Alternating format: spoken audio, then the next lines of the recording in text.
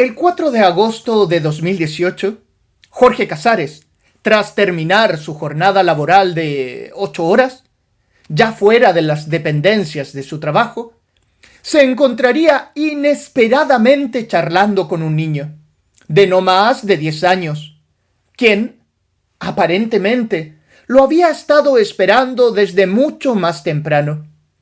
Al menos eso supongo, o quiero suponer, puesto que el pequeño apenas lo vio aparecer en su horizonte, corrió para colocarse frente a él y entregarle, con esa falta de tacto propia de su edad, un importantísimo mensaje. Tengo que decirte algo. Hola, niño. ¿Qué me quieres preguntar? Respondió Jorge sorprendido. No vengo a preguntarte nada, vengo a decirte algo, reafirmó molesto el chamaco, como quien ha sido ofendido gravemente. Solo vengo a decirte que espero no llegar a ser usted, porque parece un viejo amargado que no siguió jugando nunca más. No quiero ser nunca usted, remató violentamente. Jorge, enojado ante tal respuesta, rápido quiso poner las cosas en su lugar. Después de todo, él era el adulto dentro de esa extraña e inesperada conversación. A los mayores no se les habla así. ¿Dónde está tu mamá? ¿Dónde está tu papá? ¿Cómo te llamas? Preguntó con un tono intencionalmente autoritario. Jorge Adolfo Casares Acevedo, pronunció el pequeño con seguridad.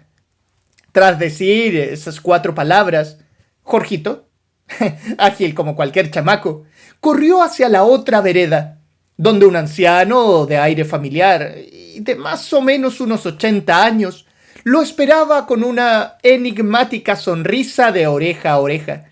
Jorge Casares, quien también se apellidaba Acevedo y se llamaba Adolfo, no alcanzó siquiera a reaccionar antes de que ambos desaparecieran de su vista. ¿Coincidencia? Pensaría horas más tarde. Eso debe ser. De seguro hay más de un Jorge Adolfo Casares Acevedo en este mundo.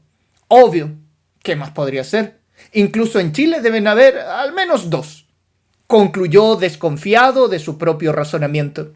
No obstante, el 4 de septiembre de 2018, es decir, 31 días después del encuentro, Jorge, dándole la razón al nene, renunciaría con una enigmática sonrisa de oreja a oreja. El 26 de marzo de 2035, Jorge Adolfo Casares Acevedo, ya olvidado de aquella circunstancia de hace 17 años, como cualquier ser humano suele hacerlo, sería nuevamente sorprendido por lo inexplicable. Jorge viajaba rumbo a Talca, en el primer tren bala de Sudamérica, cuando un anciano, al que Casares le calcularía más o menos unos 80 años, se sentó sorpresivamente junto a él, casi llegando a la estación de Victoria. ¿Está desocupado este lugar, joven?, preguntó el viejo antes de ocupar el lugar. Jorge, absolutamente embobado por un transporte que hace 10 años parecía sacado de alguna serie de ciencia ficción, ante la pregunta, solo atinaría a mover mecánicamente su cabeza en busca de un gesto afirmativo, sin prestarle mayor atención al hombre que, sin pensarlo, ahora ocupaba el asiento de al lado. Esto no evitó que el anciano, apenas se sentó, comenzara a hablarle como si lo conociera de toda la vida. Tal vez fuera así. Mi nombre es Jorge Adolfo Casares Acevedo. Mucho gusto. Ya sé que también eres Jorge Casares. He sido un hombre muy feliz hasta donde tengo memoria. Lamentaría que no lo fueras también.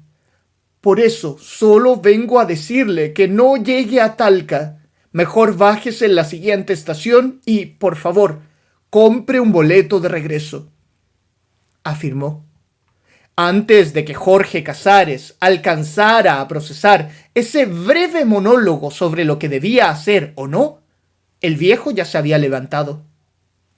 Extraño es la palabra que mejor define lo que siguió. Jorge se puso de pie lo más rápido que pudo, pensando exclusivamente en preguntarle a qué se refería. Por ello, ya fuera de su asiento. Lo buscó con la mirada a través del pasillo. Lo hizo meticulosamente, en ambas direcciones, pero fue infructuoso. El viejo se había esfumado. ¿Era un viejo? ¿Fue tan rápido que salió del vagón en un 2x3? Pensó. Cuando se dio cuenta de que no había forma de encontrarlo o de resolver el enigma, Jorge regresó resignado a su asiento. Sorpresa. Sobre este reposaba un pequeño libro de cuentos titulado El Aleph, firmado por el que arbitrariamente asumió como escritor favorito de aquel misterioso hombre, pues también era el suyo. Curioso por el hallazgo, lo tomó entre sus manos, lo revisó exhaustivamente sin abrirlo y lo devolvió unos minutos más sobre el asiento, hasta que, al fin, después de mucho pensarlo, decidió hojearlo, con el único objetivo de encontrar alguna pista acerca de ese misterioso hombre. Dentro, solo descubriría una inexplicable nota dirigida a él. Por favor, no olvides regresarlo a la Biblioteca Nacional el 14 de enero de 2062.